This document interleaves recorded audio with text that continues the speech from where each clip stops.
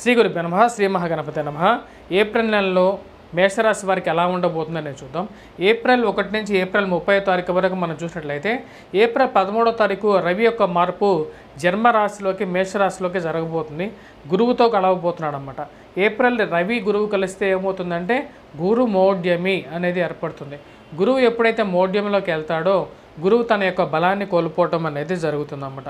జన్మరాశిలో రవి ఎప్పుడైతే గురువులోకి కలవబోతున్నాడో 13వ తారీఖు నుంచి ఈ రాశి వారికి అత్యంత అనుకూలమైనటువంటి ఫలితాలను తగ్గిస్తుందన్నమాట.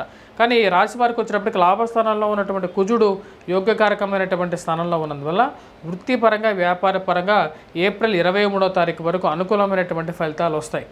అంటే ఈ యొక్క నెలలో ఏప్రిల్ నెలలో 23వ తారీఖు వరకు మేషరాశి వారికి ధన సంబంధితమైన విషయాల్లో సంపాదించే శక్తి రావటం అనేది జరుగుతుంది. కానీ డబ్బు ఖర్చు పెట్టడం అనేది కూడా అదే విధంగా ఉంటుంది. ధనక్షయం అనేది ఉంటుందన్నమాట. ఎప్పుడైతే కుజుడు 1000 స్థానంలోకి వెళ్తాడో అంటే 12వ ఇంట్లోకి ఎప్పుడైతే 23వ తారీఖు తర్వాత మారుతాడో అది కొంచెం ప్రతిబంధకంగా అనవసరమైనటువంటి ఖర్చుకి కారకంగా తయారవుతుంది. కానీ 23వ తారీఖు వరకు అనుకూలమైనటువంటి ఫలితాలు ఇస్తుంది. వృత్తిపరంగా వ్యాపారపరంగా కూడా 23వ తారీఖు వరకు ఈ యొక్క రాశి వారికి అనుకూలమైనటువంటి ఫలితాలుగా చెప్పవచ్చు. ధన సంబంధితమైన విషయాల్లో ఖర్చు అనేది 13వ తారీఖు తర్వాత కొంచెం ఎక్కువగానే ఉంటుంది. ఆరోగ్యపరంగా కొద్దిగా జాగ్రత్తలు అనేది ఏప్రిల్ 13వ తారీఖు తర్వాత వీరు గ్యారంటీగా తీసుకోవాలి. ముఖ్యంగా జ్వరపీడత్వం అనేది జరగడానికి ఆస్కారం అనేది గోచరిస్తూ ఉన్నది. జ్వర సంబంధితమైనటువంటి బాధలు, ప్రయాణ సంబంధితమైన విషయాల్లో అనుకూలత అనేది తగ్గే విధంగా ఉంటుంది రాశి వారికి. అదేవిధంగా ఈ రాశి వారికి మనం బాగా గమనించినట్లయితే ధనక్షయకారకమైనటువంటి రవి ఎప్పుడైతే జన్మరాశిలోకి వస్తాడో కోపభూయిష్టంగా ఉంటుందన్నమాట. అంటే కోపాన్ని ఎక్కువగా కలిగించే విధంగా ఉంటుంది. ఆ కోపంతో మీరు మాట్లాడేటువంటి మాటలు మీకు ప్రతిబంధకంగా మారే విధంగా ఉంటుంది. సో 13వ తారీఖు నుంచి కొంచెం కోపాన్ని తగ్గించుకోవాల్సినటువంటి ముఖ్యమైనటువంటి సూచన. అనవసరమైనటువంటి దుర్వ్యయకారకమైనటువంటి కుజగ్రహం 1000 స్థానంలోకి రాబోతుంది. దీని ప్రభావరీత్యా వచ్చినప్పటికీ దుష్ట సాంగత్యం అంటే చెడు స్నేహాల నుంచి దూరంగా ఉండాలి.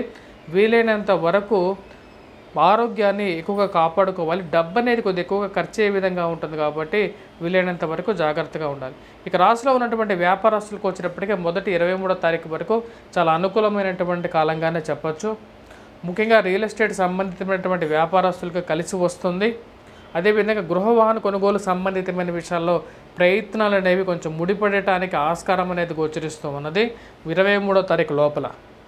కానీ డబ్బు విషయంలో సమయానికి డబ్బు అందక కొన్ని విషయాలలో ఇబ్బంది పడాల్సినటువంటి పరిస్థితి అనేది ఏర్పడుతుంది. అంటే డబ్బు రావటం, డబ్బు ఖర్చు అవ్వటం అనేది రెండు ఈక్వల్గానే జరుగుతూ ఉండే విధంగా ఉంటుంది ఏప్రిల్ 13వ తారీఖు తర్వాత. ఇక రాశి వారికి వచ్చినప్పటికీ 13వ తారీఖు వరకు కొంచెం బెటర్ రిజల్ట్స్ అనేది ఉన్నాయి. 23వ తారీఖు వరకు కూడా బెటర్గానే ఉంటుంది. కానీ 23వ తారీఖు నుంచి మంత్ ఎండింగ్ వరకు వచ్చినప్పటికీ కొద్దిగా టఫ్ టైంగానే గోచరిస్తూ ఉన్నది. విద్యార్థులకు వచ్చినప్పటికీ అనుకూలమైనటువంటి కాలంగా 23వ తారీఖు వరకు చెప్పచ్చు.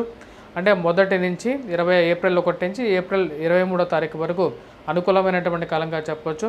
అదేవిధంగా ఉద్యోగస్తులకి ప్రమోషన్స్ ఇంక్రిమెంట్స్ గురించి ప్రయత్నాలు చేస్తున్నటువంటి వారికి అనుకూలంగా ఉంటుంది. వ్యాపార సంబంధితమైన ప్రయత్నాలు అనేవి 23వ తారీఖు లోపల సానుకూలపడటానికి ఎక్కువగా ఆస్కారం అనేది గోచరిస్తూ ఉన్నది. పెద్ద భారీ ఇన్వెస్ట్మెంట్స్ గురించి స్టాక్స్ స్పెక్యులేషన్స్లో ఇన్వెస్ట్మెంట్స్ అనేది 23వ తారీఖు వరకు చేయగలిగితే అనుకూలంగా ఉంటుంది. 23వ తారీఖు తర్వాత కానీ 13వ తారీఖు తర్వాత కానీ కొంచెం ఎక్కువగా ప్రతిబంధకంగా తయారయ్యే విధంగా ఉంటుంది. స్టాక్ మార్కెట్లో ఇన్వెస్ట్మెంట్స్ మటుకు 13వ తారీఖు తర్వాత పెట్టకుండా ఉండటం అనేది ఒక అనుకూలమైనటువంటి ఫలితాన్ని ఎక్కువగా ఇస్తుంది అన్నమాట. మరియు మిగతా విషయాల గురించి మనం మాట్లాడితే ఈ రాశి వారి కొరకు వచ్చినప్పటికీ వ్యవసాయదారులు ఎవరైతే ఉన్నారో వారికి అనుకూలమైనటువంటి ఫలితాలుగానే చెప్పచ్చు. 23వ తారీఖు వరకు వ్యవసాయ పనులకి అనుకూలమైనటువంటి పనులు ఏవైతే పనులు ఉన్నాయో ఆ పనులన్నీ జరుగుతాయి. వ్యాపార ప్రయత్నాలతో పాటు నూతన భారీ ఇన్వెస్ట్మెంట్స్ కూడా 13వ తారీఖు వరకు పెట్టుకోవడానికి మేషరాశి వారికి అనుకూలంగా ఉంటుంది. చేసే పనుల్లో కొద్దిగా మానసిక సంతృప్తి, శారీరక సంతృప్తి పొందగలుగుతారు. రాజకీయ రంగంలో ప్రముఖులు ఎవరైతే ఉన్నారో వారికి కూడా 13వ తారీఖు వరకు అనుకూలమైనటువంటి కాలంగా చెప్పవచ్చు. మీరు ఆశించిన దానికన్నా బెటర్ రిజల్ట్స్ అనేది వస్తాయి. మరి అదేవిధంగా సంఘంలో గౌరవము, గుర్తింపు అనుకూలంగా ఉంటుంది. స్థిరచరాస్తుల కొనుగోలు సంబంధితమైన విషయాల్లో అనుకూలమైనటువంటి ఫలితాలు పొందగలుగుతారు. ఈ రాశిలో ఉన్నటువంటి ముఖ్యంగా న్యూస్ అండ్ మీడియాలో ఉన్నటువంటి వారికి అనుకూలమైనటువంటి ఫలితాలు ఎక్కువగా పొందగలుగుతారు. పెట్రోకెమికల్ ఇండస్ట్రీస్లో పనిచేస్తున్నటువంటి వారికి అనుకూలంగా ఉంటుంది. రోడ్ కాంట్రాక్ట్స్ చేసేటువంటి వారికి కూడా అనుకూలంగా ఉంటుంది. రైల్వే కాంట్రాక్ట్స్ చేస్తున్నటువంటి వారికి కూడా అనుకూలమైనటువంటి ఫలితాలు పొందగలుగుతారు. పుస్తక రంగం ముద్రల్లో ఉన్నటువంటి వారికి అంత అనుకూలమైనటువంటి ఫలితాలు గోచరించట్లేదు.